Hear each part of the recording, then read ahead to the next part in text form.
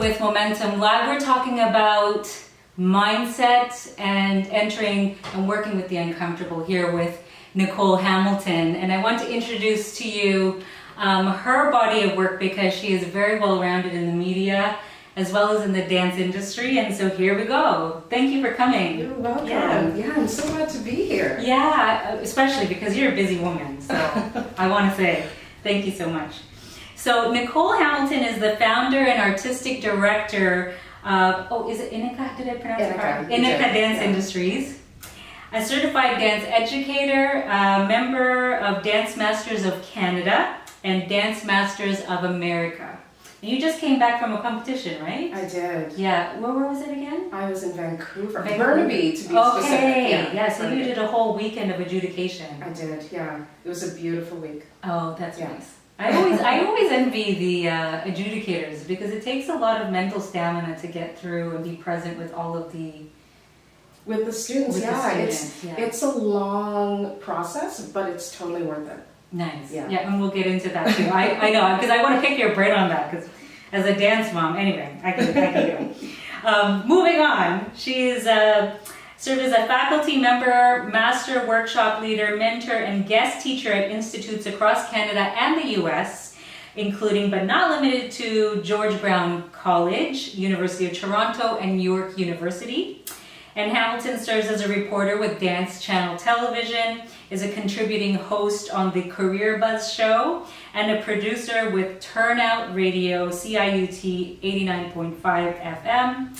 And she's passionate about the wellness of dancers. She is a counselor, the board of director with Healthy Dancer Canada, and the Dancer Health Alliance of Canada. So nationwide, Nicole, you are really planting the seeds of awareness when it comes to dance health and dance as a passion. How do you put all your hats together to unify as a as a body of work, Yeah, I got tired just listening to all of that because you're doing it. Yeah, you know what? At first, it was not easy. Yeah. And I even have moments now where it's not easy. Right. But I think how I integrate everything and make sure that I'm able to do it all is I try to be consistent with certain things. And one of those things is I make a habit of scheduling in Nicole time. Oh. I do it. So although it might look like I do have a lot of hats and I'm constantly busy, I also have a lot of Nicole time. Right. So if you open up my day timer, it will say time at the beach, or it will say rest time at the local fitness center or whatever the case is. Right. I need that time. Yeah. Because I got to spend time with Nicole. Yes. And just take that time to just relax, rejuvenate. Yes. Yeah, because you're on a plane a lot, I would say. You're all over the place in terms of... Yeah, the travel thing. The traveling. Yeah. There are seasons where I travel more, so during competition season, definitely it's a lot busier. Right. I really enjoy traveling and getting to... I love airports. Yeah. I love airports. Yeah, I like being in airports and just walking around. Like, I'm a people watcher. Yes, yeah.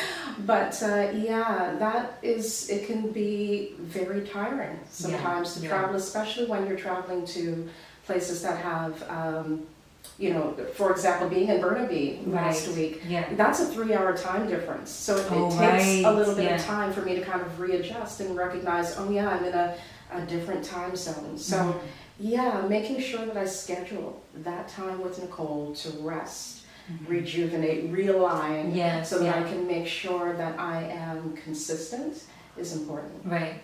And I think that's what a lot of people don't realize because, if you're looking at the highlights and even in the bio, there's a lot of active work going on. Yeah. Right. And there's a lot of active work to be able to create that impact, to meet the people and say, hey, I'm Nicole, I do this. And there's a lot of that background work.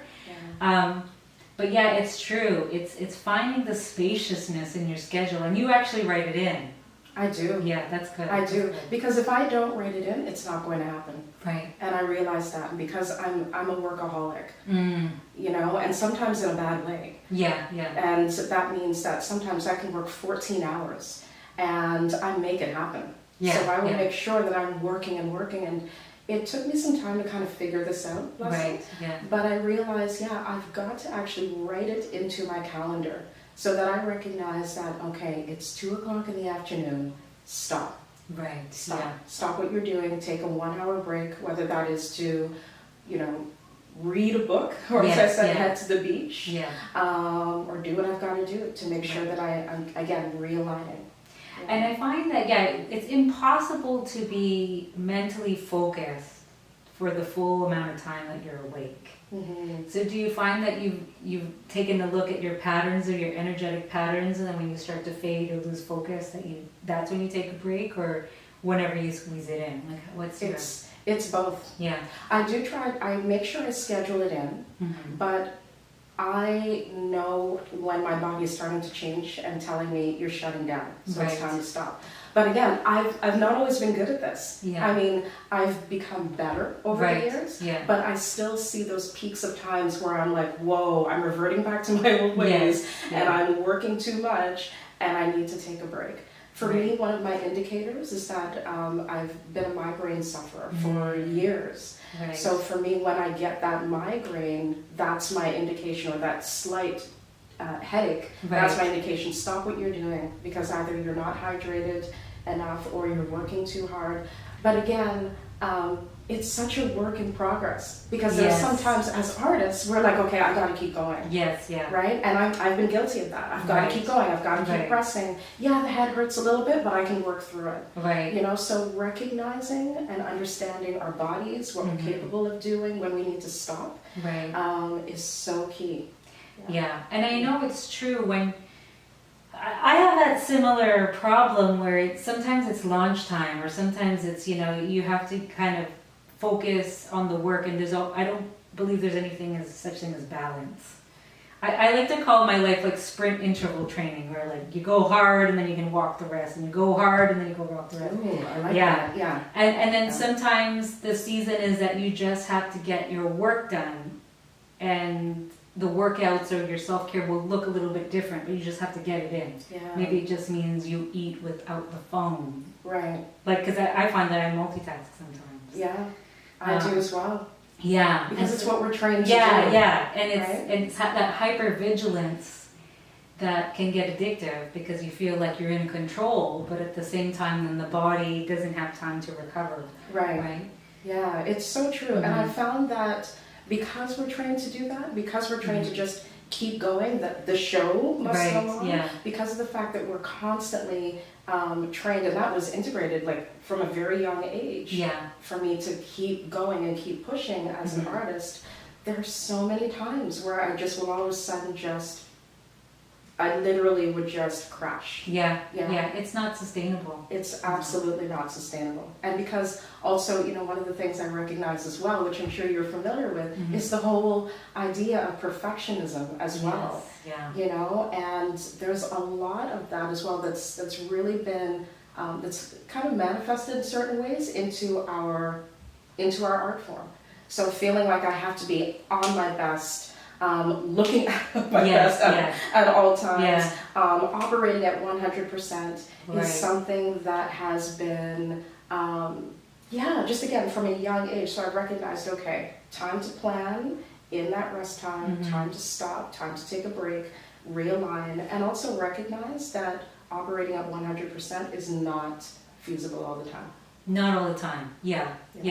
And it takes experience to know how to layer it in, right? Like, and to know like how, like there are some grounding rituals. Do you do any grounding rituals to get you into the present state of mind? Like, for example, if you have a client for counseling or when you're teaching. For me, prayer is a huge one. Because I grew up in a home where church was every Sunday, whether you wanted to be at church or not, you were at church. So I think as I grew older, I gained a greater amount of appreciation for my faith and love for my faith. So for me, getting grounded a lot of times, most times, is prayer. Right. But mindful breathing as well is something that I really made sure I incorporated during my practice. Right. It's something I do very often. I take that time to just stop, I close my eyes, I breathe, I'm aware of my surroundings, I'm aware of the sound of my breath as well. Oh, okay, yeah. Because I'm so conscious of the fact that the sound of my breath is so relaxing, just hearing the inhale and listening to the exhale. So mindful breathing practice is something that, that I've done a lot. In order to get myself to get yourself back into the world. Yes, and breathing is very important because it is a way to turn off the stress response. That you can breathe and get out of your head, right? Yeah. And I think that's part of the reason why dance is very healing. And I know that's a modality. I mean, you've still managed to keep dance in your world up to this point. So what is it about dance that you feel so passionate that you want to tell the world, like, because you are working in different channels, to interview artists and to educate artists about health. And so what is that thing about dance for you personally that kind of drives the work that you do? Wow, I think it's so many different things. One of the things for me, what drives me and inspires me with dance is the fact that I get a chance to meet people who are coming from different walks of life every single day. And they're teaching me things. Right. Yeah, they're teaching me things. So that definitely inspires me and drives me to sit back, learn from their experiences, which also ends up impacting my own experience. What also drives me is watching other people's creative approach to the creation process. Right. That's very cool to me. Yeah. Because we're all coming with different approaches. Yes. And my approach tends to be very holistic. So when I sit and watch someone else's approach, it's like, oh wow, yeah, that's very cool. And getting a chance to learn from them again is just, it's an incredible thing. Right. So I think it's really people and their experiences, their history that tends to inspire me. Music inspires me greatly. I'm a huge music lover. But yeah, it's so many different layers. There is so many different layers. We need 3 hours for me to answer that question. I know. Dance has so many layers. I mean, yes, it's true. It breaks down boundaries, I think, with music. Music helps you to open up cultures. Definitely. Right? And understand the culture where dance really started off as a means for storytelling. And so for me, I get really passionate that when you are introduced to a certain cultural style of dance, or even the modern style of dance, hip hop or tap dancing, you need to know where that came from. Because when you understand the history of how it's evolved to today, then you can understand the musicality and the embodiment of that particular music. I love that you said that. And I often tell my students as well, we're not only artists, right? We are so much more than that. We are storytellers. And that's something I often will share with them, because when you think about what we're doing exactly that. We get the chance to open up a book, the book of our own lives, and sometimes the books of other people's lives. Pull from those pages and put it into movement, and then be able to share it with the rest of the world. That's an incredible thing. It's a very incredible thing for us to be able to do that. And do you find, for me, I get really passionate about the same thing, is to be able to teach a young dancer or performer, whatever it is, to be able to just stand on the stage and own the space and their breath. That just standing should just resonate to the back of the room and communicate right to the heart. When you watch Alvin Ailey and their dancers, they could just walk out and you're like, okay, I love it, I'm crying already, and they haven't even done anything. They've just, they're just there, right? Rather than a performance falling flat, because they're embodying the spirit of the body at that present time. It is transcendent. And then you add music, and then so if you're able to communicate with the audience in that realm of embodied movement, I think that's really where dance is. That's where I feel like I get a little, rather than just movement to music and it's non-intentional. I mean, that's dance too, but I mean, how do you find it when you're adjudicating competition? Because different studios, there's an aesthetic, and that's great too. I mean, there's so many art forms, but how can you kind of modify from a certain? How do I modify? Yeah. Like when you're adjudicating, because it's also like developmental stages and how mature they are to collectively connect with the audience. Like, what are you looking for as an adjudicator?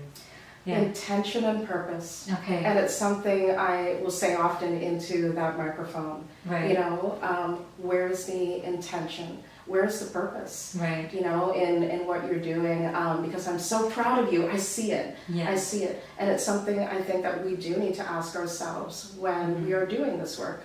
So when adjudicating, intention, purpose, connection as well, right? Making sure, you mentioned Ailey, for example, when that dancer gets on that stage, are they making a connection with the individuals that they're presenting to? Right. And sometimes it doesn't happen right away. Right. Because sometimes, sometimes a little bit of the creation process happens on stage, right there in front of us, which is a beautiful thing to happen. Right. So that means that sometimes the connection with the audience may not happen right away.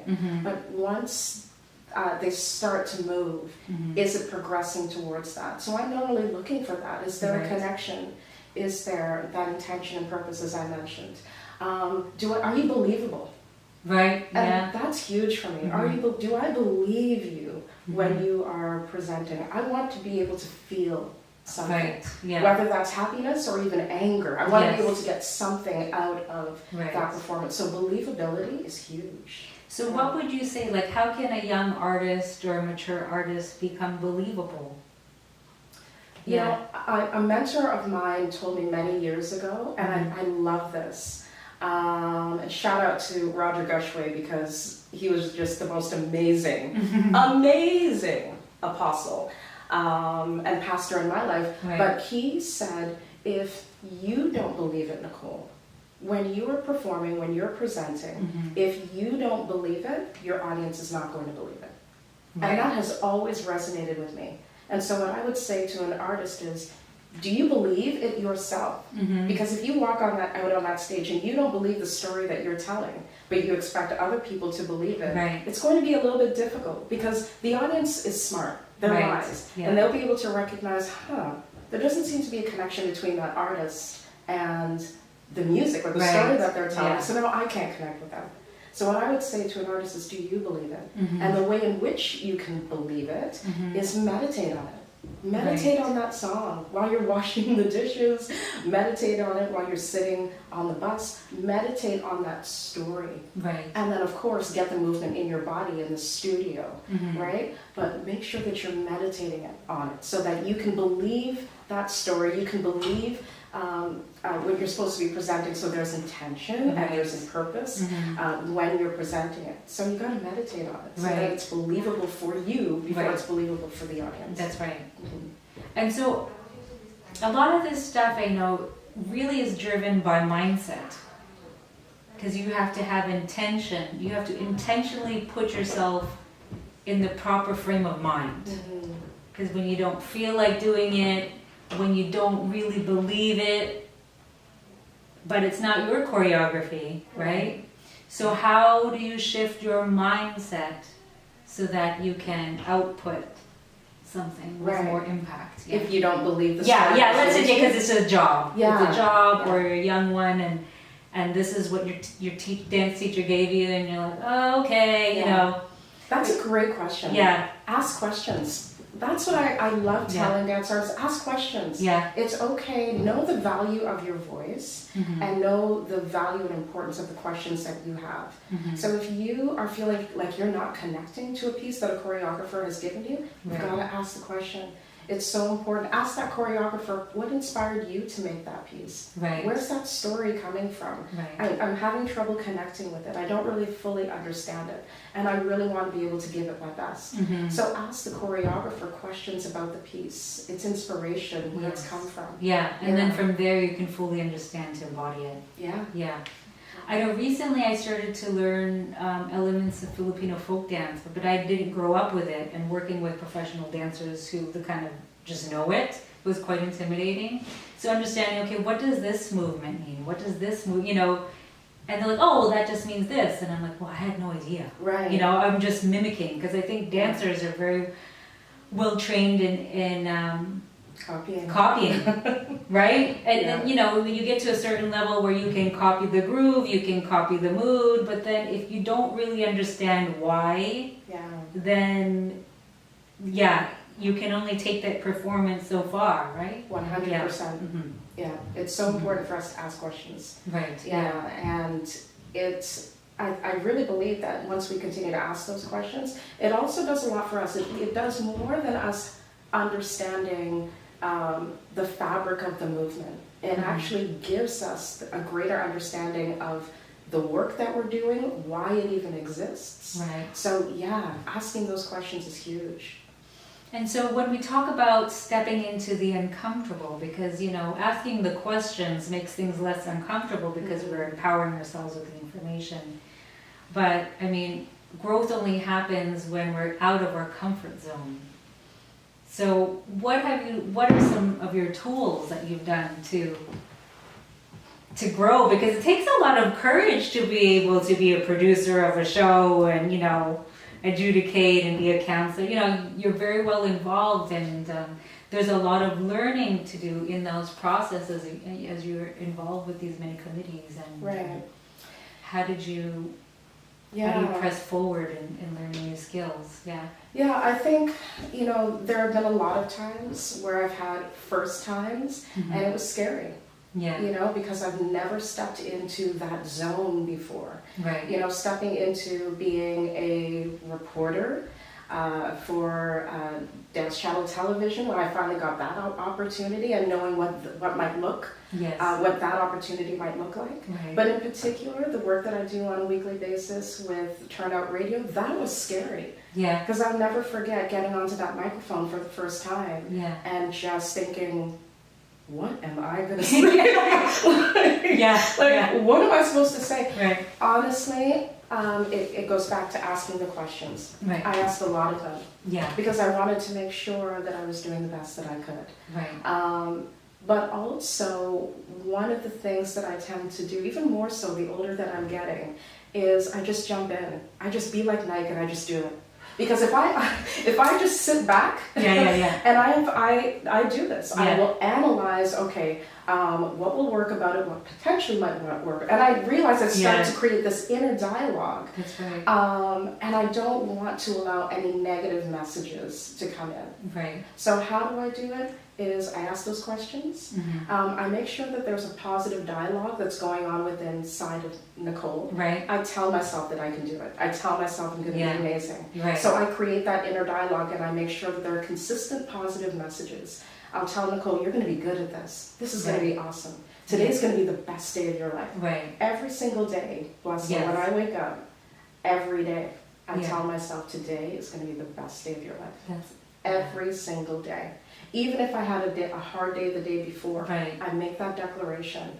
And I figure if I make that declaration, then I'm already speaking life into whatever it is that I'm about to do. Right. So for me, it's more than the questions. It's about that positive dialogue. Right. And it's about, making sure that I'm like, okay, I might have a reservation, but no, I'm just going to be like Nike and I'm just going to do it. I'm just going to jump in. Yeah. And I think that's important to literally just do it. Just do it. And even the same thing with this show, like there's a lot of stuff happening in the background, which you saw. Perfectionism is the greatest staller, right? Wow. And really, if you can just get started, there's always room for refining, especially for those who are not growth averse. There will be always room for refining, right? Because that's the whole idea of it. So just get started. And the interesting thing too, when I was on Turnout and previous to that, what was it called again? It was previous to Turnout was called Evidence. Evidence. Yes. And that was my first time in the radio booth, and it's very different live, similar to a camera, because you can't see the audience, and so you can kind of underestimate who's listening. But Turnout has quite a lot of viewership, And so taking that responsibility to be as articulate and efficient with your words, that's a skill too. Yeah. You know, I love live radio. Yeah. I love it because it challenges me. Mm-hmm. I love it because it puts me on the spot. Yeah.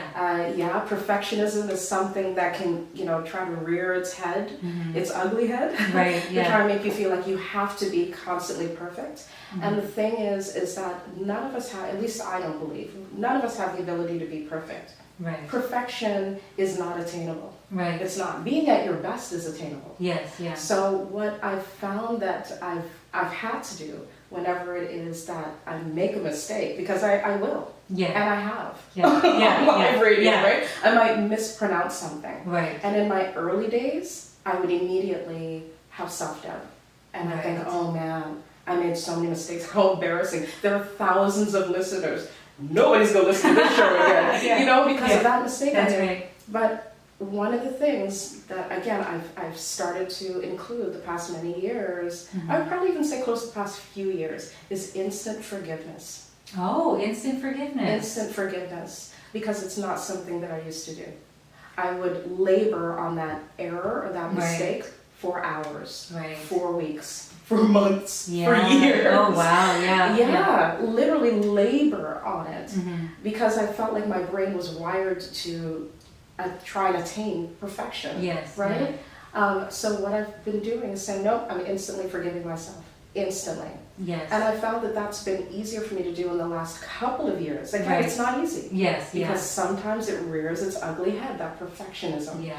Right? But I'm like, no, I'm going to instantly forgive. Made a mistake, instantly forgive myself. Right. Because there's nothing that I can do to go back and capture that moment. That's right. You know, I can't automatically make sure that nobody in the world heard that mistake. It's already happened, it's already out there. So I have two choices. I can either instantly forgive myself and move on, or I can sit and labor on it. That's right. Okay. So it's fine. Okay. This is probably going to sound different. Sorry. Okay. It's okay. No. Yeah. Okay. So in one sentence, how would you describe momentum? How would I describe momentum? Yeah. How do you embody? Yeah. How do you embody it? Yeah. I embody it by ensuring that I'm consistent, especially with the positive messages that I give Nicole, and I make sure that I have a constant attitude of self-love for myself and recognizing instant forgiveness when I go out there and I share this work with the world. It helps me to be consistent, but it also helps me to embody the love that I have for this. That's amazing. Thank you so much, Nicole, for sharing all of that, sharing all of your messages about vulnerability and mindset and perseverance, especially with the many hats that you wear, and being able to connect with so many people through these different mediums of media to create that impact. I think you're gifted, and I want to thank you very much. Thank you so much. Thanks for having me. Thank you for being on Momentum. Thank you. And thank you everyone for tuning in. Next week I have my last episode for the season 1, and